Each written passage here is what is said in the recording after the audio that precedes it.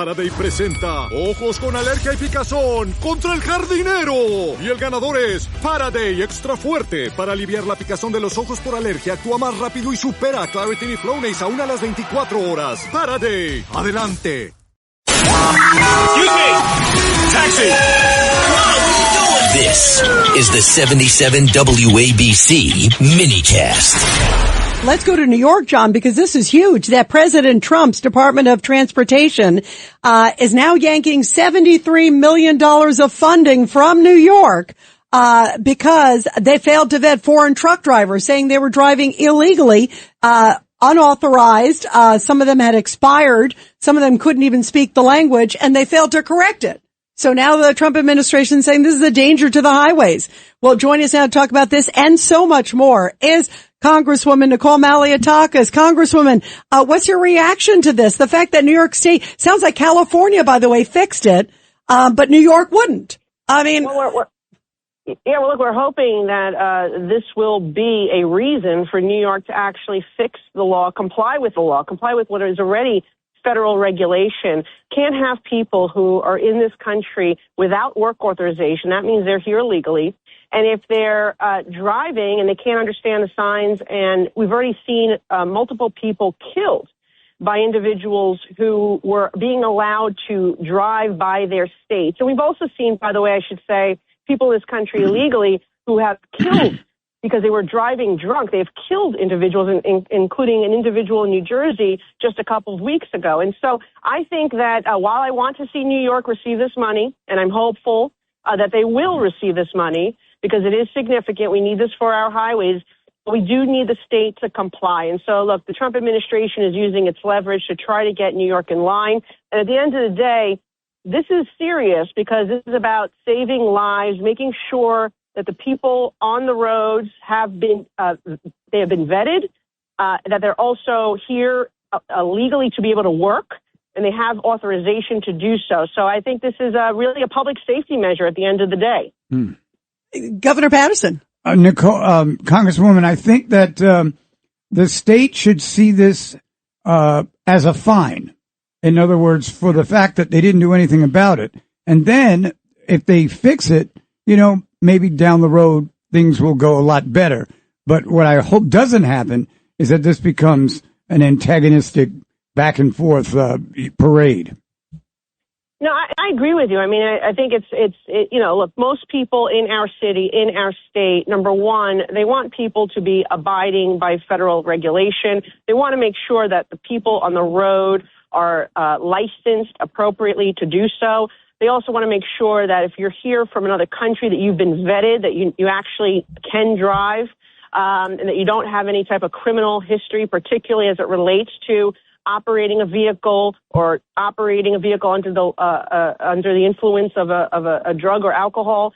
And so, look, these rules are in place for a reason. They are to keep the public safe. I mean, a truck is a deadly weapon, and these are important rules, and they're there to be followed. Now, let me also say something else, because we're talking about people who are here and have authority to work.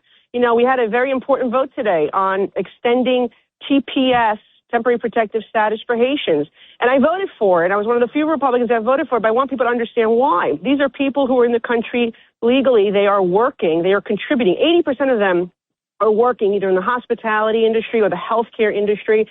Right now, there's a staffing shortage in our healthcare industry, and I was approached by many nursing homes in my district and healthcare facilities that said that they won't be able to provide services to our seniors and proper care for our fellow citizens if they lose these skilled employees, many of whom work as nursing assistants in facilities that I represent in Staten Island and Southern Brooklyn. So we need to be, I think, very rational and thoughtful in our approach. Congresswoman, that we are getting rid of people who are committing crimes, but also making sure our economic needs and healthcare needs of our city and state are being fulfilled.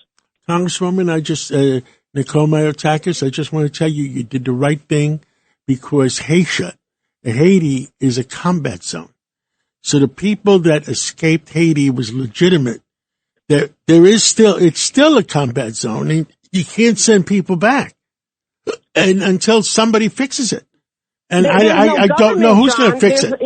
There's no government there. You have the gangs overruling, but and the Haitian people are here. They're I would say a majority of them, most of them are hardworking people and they're good people, but you just can't send them back because it's a combat zone.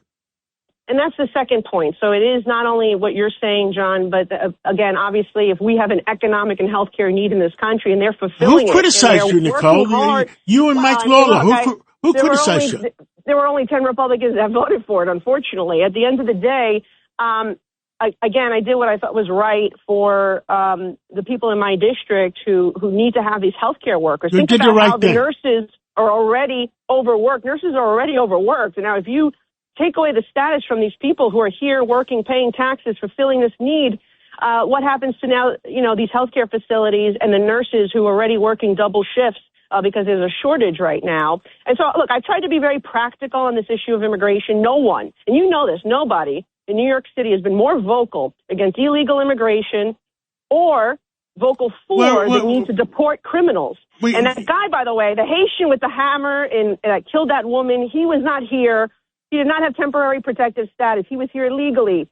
He had an order to be removed from this country from 2 years ago. So he was here illegally, and I think we need to differentiate that.